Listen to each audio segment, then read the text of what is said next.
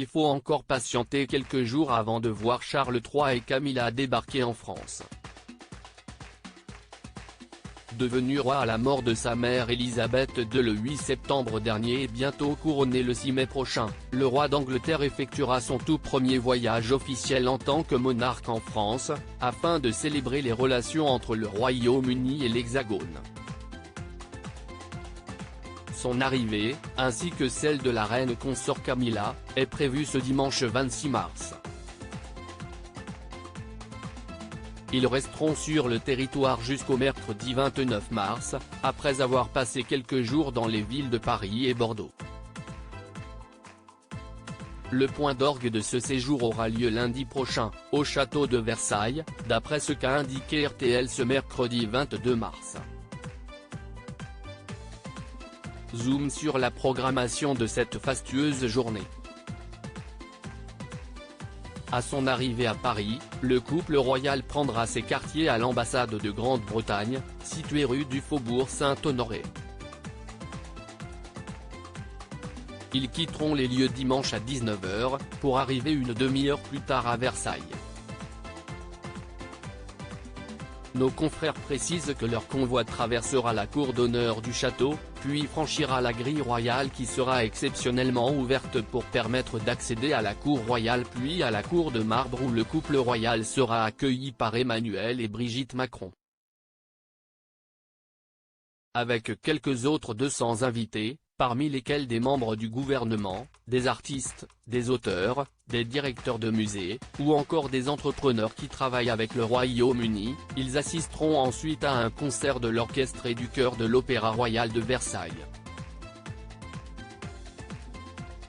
Bien évidemment, l'Angleterre sera mise à l'honneur durant cette représentation et Charles III observera le tout depuis la tribune royale de la chapelle. Au menu, des œuvres de compositeurs britanniques, Henry Purcell, John Blow et le plus célèbre d'entre eux George Friedrich Händel, qui avait composé en 1927 la musique du couronnement du roi George II à Westminster Abbey, détaille le site de la radio. Les convives sont ensuite attendus dans la mythique galerie des glaces pour un dîner, où une impressionnante table de 50 mètres de long sera dressée. Le roi, Camilla, le président et la première dame savoureront leur repas dans une vaisselle en porcelaine de Sèvres et se désaltéreront de leur boisson dans du cristal baccarat. Les plus beaux services du palais de l'Élysée seront convoqués à cette table, notamment le fameux service aux oiseaux, réalisé par Duplessis en 1758 sous le règne de Louis XV, terminent nos confrères. Supérieur à le roi Charles et Camilla, les 40 clichés qui ont marqué leur histoire d'amour. Charles et Camilla, leur séjour en France sous haute tension. Si Charles et Camilla pourront savourer la vie de château durant cette journée du 27 mars, le reste de leur séjour risque de se faire sur fond de révolution. Le couple royal arrivera en effet en France dans un climat social tendu, suite à l'adoption de la réforme des retraites tant contestée. Selon le Mail Online, l'actualité française pourrait avoir une incidence sur la logistique de leur séjour.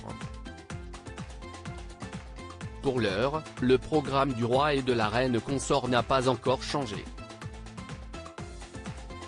Il est toujours prévu que le père de William et Harry dépose une couronne de fleurs sous l'Arc de Triomphe et qu'ils descendent les Champs-Élysées pour rejoindre le palais de l'Élysée. La demeure présidentielle pourrait cependant représenter un pôle d'attraction à haut risque pour les manifestants déterminés à humilier publiquement le président Macron. Le monarque pourrait également être pris pour cible lors de son discours au Sénat français. De même pour son épouse, qui inaugurera avec Brigitte Macron une nouvelle exposition au musée d'Orsay. Et que dire de leur déplacement dans le sud-ouest du pays le 28 mars. Charles et Camilla ont prévu de visiter les zones sinistrées par les incendies de l'été 2022.